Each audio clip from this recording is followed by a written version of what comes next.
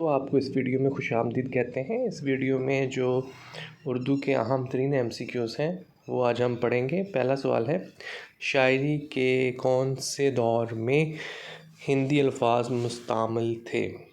इसका जवाब है पहले और दूसरे दौर में। इसके बाद जो सवाल है, कौन सा जुमला दुरुस्त है?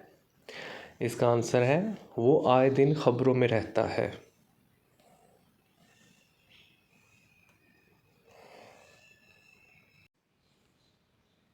अगला सवाल, निज़ामी उर्दू किसकी तसनीफ़ है? इसका आंसर है आरज़ू लखनवी।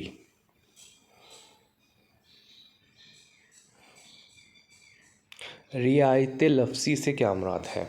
इसका आंसर है तकल्लुफ़ और तसन्नुह।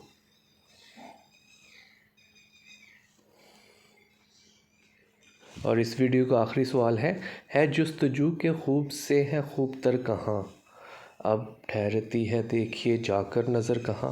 किसका शेर है? इसका आंसर है मौलाना हाली।